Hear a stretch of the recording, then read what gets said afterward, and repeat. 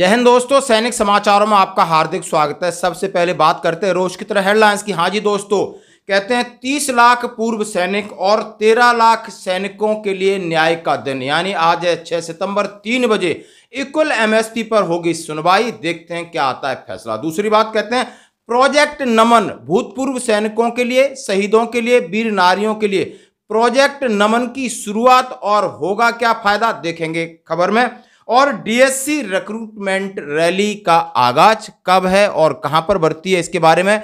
और कहते हैं दोस्तों नाम बदल गया, काम बदले हालात ना बदलें लेकिन नाम बदल गया। क्या इस देश का नाम अब इंडिया नहीं भारत होगा, इसके लिए क्या संविधान में बदलाव की जरूरत है, देखेंगे बाद में। सबसे पहले बात करता हूं आज के दिन की। आज का दिन यानी 6 सितंबर 2023, और जिसमें हम बहुत दिनों से कयास लगा के बैठे हुए हैं कि आज सम्मानित दिल्ली हाई कोर्ट में इक्वल मिलिट्री सर्विस पे को लेकर के आज सुनवाई है। पिछली सुनवाई में यानी समझ सकते हो कि एक सुनवाई नहीं हुई थी, और आज भी जन्माष्टमी का भी त्योहार है, G20 शिखर सम्मेलन है, यानी 8, 9 और 10 को दिल्ली पैक रहेगी।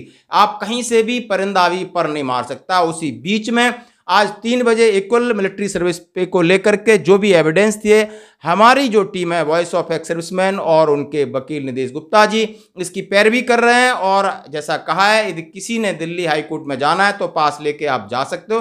3 बजे इसके ऊपर बहस होगी, और बहस के बाद क्या निर्णय आता है इसका इंतजार। 13 लाख जो सैनिक हैं जो काम कर रहे हैं, और 30 लाख पूर्व सैनिक हैं जो रिटायर्ड होकर आए। हाँ जी दोस्तों, बहुत सारे सवाल आ रहे हैं। क्या 15,500 हो सकती है, क्या 10,500 हो सकती है, क्या सरकार हो जाएगी, क्या देगी, क्या सरकार के पास पैसा है। हाँ जी दोस्तों, विजय क्या होती है, जरा आज हम आपसे बात करना चाहते हैं, आपकी राय भी मुझे चाहिए। 2006 में हमारी एमएसपी के लिए एक रिक्रूट का बेस आधार माना था, जो कि सिपाही से लगाकर सूबेदार मेजर तक को प्रभावित करती है। और वही एमएसपी की गणना जिसके ऊपर वीडियो बन चुके, आप समझ सकते हो कि उनका स्टार्टिंग का जो मूल वेतन था उसका उन्होंने एक परसेंटेज निकाल के फिक्स किया था, और उस समय किसी ने इसके बारे में आवाज नहीं उठाई। ये आप अपने हक के लिए आज आवाज उठा रहे हैं। आज हम सैनिक कमीशन की मांग कर रहे हैं, ताकि हमारे साथ भविष्य में इस तरीके की कोई योजनाएं बनती हैं या वैसे योजनाओं का क्रियान्वयन होता है जो हमें फाइनेंशियली सीधा घाटा है, जैसे ओआरपी ले लो, एमएसपी ले लो, हर जगह आपको छला और ठगा महसूस किया जा रहा है।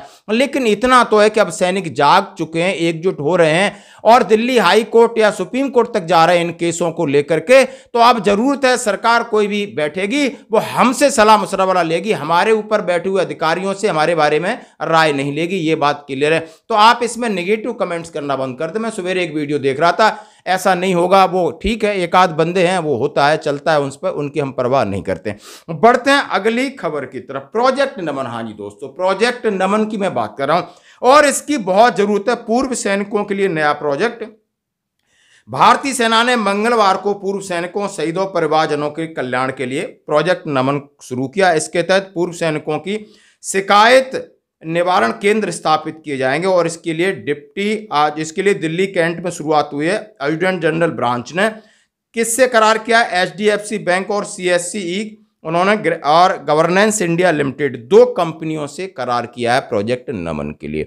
अब मैं बताता हूं प्रोजेक्ट नमन में क्या आएगा। आपका आएगा सीधा स्पर्श, यानी आपका या जो भी एक्स सर्विसमैन है, सीधा संबंध पीसीडीए से हो या पीओआर से हो या आपके रिकॉर्ड से हो। यदि आपकी कोई समस्या है, पेंशन संबंधी समस्या है, आपकी फैमिली डिटेल संबंधी समस्या है, आपकी बैंक की समस्या है, आपका आधार कार्ड की समस्या है, आपके पैन कार्ड की समस्या है, आपके बच्चों की डिटेल की समस्या है, तो ये समस्या के लिए कॉमन सर्विस सेंटर अब स्थापित की होगी, क्योंकि इसकी जरूरत देखी जा रही है। और इसकी घोषणा कल मंगलवार को आपका भारतीय सेना रक्षा मंत्रालय की तरफ से प्रोजेक्ट नमन लॉन्च किया जा रहा है, और यह पहले दिल्ली कैंट में होगा और भारत में अलग अलग जगह पर होगा, 13 जगह पर। और इसके लिए करार किया गया एचडीएफसी बैंक और एक दूसरा आपको बताया सीएससी गवर्नेंस इंडिया लिमिटेड के साथ करार है। ये जहां भी सैन्य क्षेत्र होंगे या स्टेशन हेडक्वार्टर होंगे, उनके पास ये केंद्र होंगे, लोग जाएं और अपनी शिकायतें वहां पर दर्ज करें, निवारण करें। क्योंकि एक्स सर्विसमैन की फिर कोई नहीं सुनता है, ना ही रिकॉर्ड रिस्पॉन्स करता है, ना यूनिट करती है। पीसीडीए में तो इतना रस रहता है कि फोन नहीं लगता तो होती नहीं। इन समस्याओं के निवारण के लिए एक ये सराहनीय कदम, हम इसका भूरि भूरि इसकी प्रशंसा करते हैं, स्वागत करते हैं दोस्तों।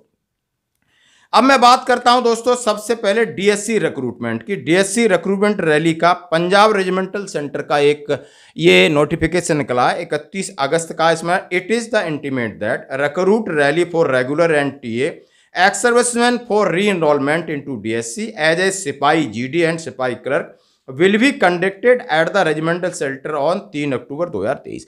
यानी ये सभी का उसी रिकॉर्ड से डीएससी से जारी होते हैं। हर एक सेंटर ने अपनी कार्रवाई शुरू कर दी। ये लेटर है, आप अपने अपने सेंटर में पता कर सकते हो। इसमें क्यूआर क्या है, क्या कोई चेंज है, कोई बदलाव हम बता देते हैं। इसमें क्यूआर है आपका करेक्टर वेरी गुड या एग्जाम्पली जैसे था।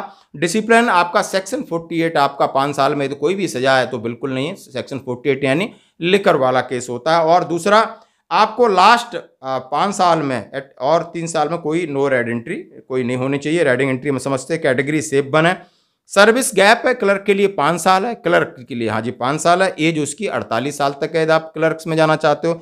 यदि आप जीडी में जाना चाहते हो तो आपका गैप 2 साल का है और एज आपकी 46 ईयर अब मैक्सिमम है। और ये थी खबर। अब बात करते हैं हाँ जी दोस्तों, अब आप इंडियन आर्मी नहीं, आप इंडियन भारतीय सेना हो गए। इंडियन नेवी नहीं, अब भारतीय नेवी होगी। हाँ जी दोस्तों, इंडियन एयरफोर्स नहीं, भारतीय एयरफोर्स होगी। चाहे भारतीय वायुसेना का या भारतीय एयरफोर्स का, लेकिन भारत यानी अब इंडिया नहीं भारत होगा। जैसा कि इसके लिए आप समझ सकते हो न्यूज है, from India to Bharat government to bring proposal to change country's name in parliament special session. यानी अभी एक स्पेशल सेशन जो 18 तारीख से शुरू होने वाला है, यानी 18 सितंबर से 22 तक चलेगा। इससे पहले इसमें यह प्रपोजल हो सकता है कि अब इंडिया नाम से पीछा छूटेगा, आपको भारत बोला जाएगा।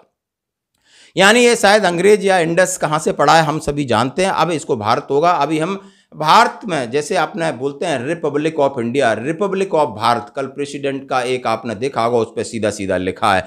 तो यानी ये बदलाव है और हमारे इस बदलाव का हम स्वागत करते हैं। इसी तरह सेना के अंदर भी आपको इंडियन वाला शब्द भी हटा हुआ शायद कुछ दिनों में देखने को मिले, ऐसा कयास लगाया जा रहा है। इसके ऊपर जो भी रेजुलेशन होगा या जो भी प्रपोजल है अभी पार्लियामेंट के स्पेशल सेशन में रखा जाएगा और इसके ऊपर एक सहमति बनती है तो इसका बदलाव 100% निश्चित लग रहा है। आज की खबरों में इतना ही, बने रही हमारे साथ।